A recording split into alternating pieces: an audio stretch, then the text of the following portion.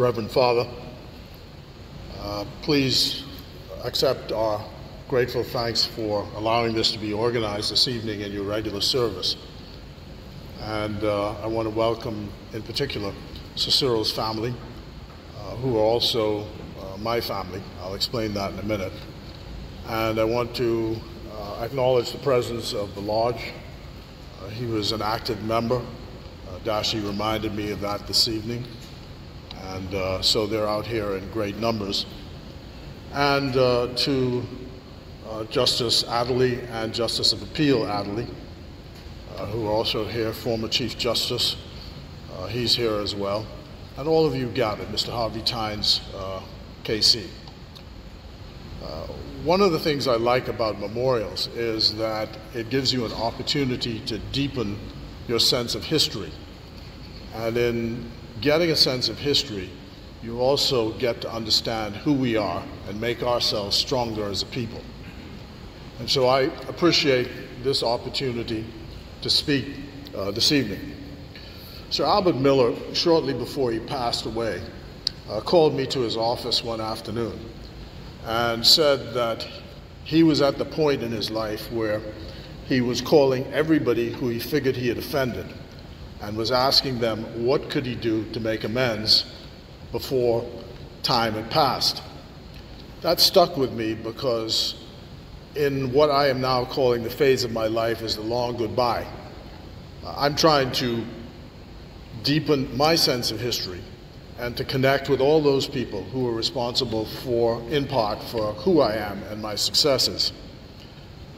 So Cyril Fountain was married to Alicia Hannah.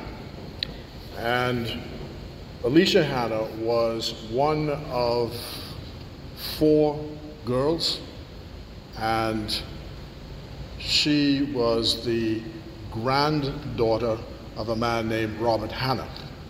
Robert Hannah was therefore my great-grandfather. And the girls, my mother, Eva, Alicia, and Althea, there were 3 boys or 4 boys? 3 boys. So that's Robert, Rinky, Sammy. They were the children of Dame Albertha Isaacs. So that's how we get to be related. And it says nephew in the booklet, but I think the correct thing is first cousin once removed, or something like that, in law. But you figure that out. But in 1963, the booklet says, Uncle Cyril came back home. And in the fashion of the day, someone who was in a senior position like he was, you called him Uncle. And they came back as a couple and lived in Robert Hannah's house, which was until about 10 years or so ago on East Bay Street. It was a wooden house built up off the ground.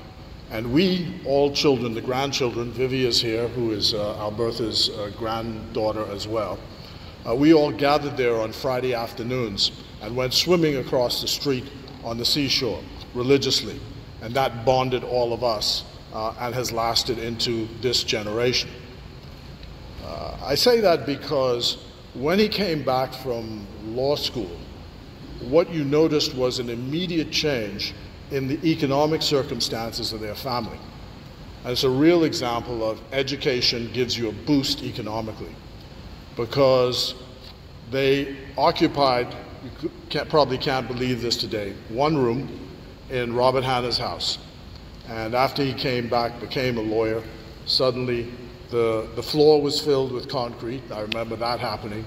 And then they moved to really, really good life in Retirement Road. And this was a great thrill for us because, you know, in those days, people like us couldn't move to Retirement Road. So there's a big change.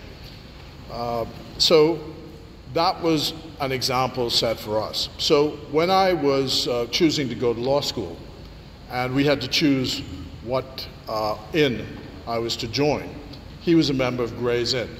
And he wrote the reference to allow me to become a member of Gray's Inn.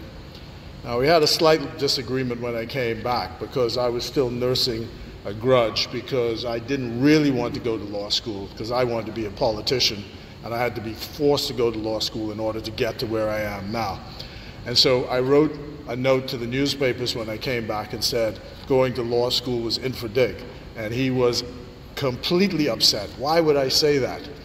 Anyway, that didn't cause us to separate, and neither did being the election agent for his first cousin, Philip Smith, at the general election in San Salvador in 1977. He on one side as his own agent, and me as Philip Smith's agent on the other side. That was a curious event, 1977. But you know, he served in Parliament from 1972 to 1977. So what does that tell us? And what is the story we want to repeat today to all of those coming behind us? Cyril Fountain ends up becoming Chief Justice of the Commonwealth of the Bahamas. And that's the story of so many Bahamians in the 20th century.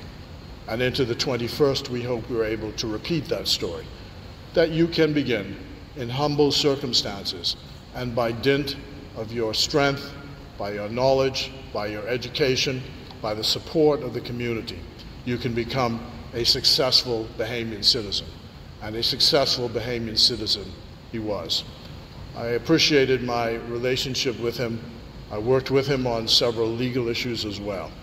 I'm happy that those of you are out here this evening to support this modest service in memory of a man who made a great contribution to the Commonwealth of the Bahamas. I'll give you this last thought. When my dad was being buried, he was cremated. We put him in the Western Cemetery, and it was the usual service of burial for the Anglican Church. And my cousin Christian looked up at me and said, well, we ain't gonna put him down dry sober. We gotta at least sing a hymn. So tonight, we're gonna sing 3 hymns and a psalm. Bless you. God bless you all. Thank you.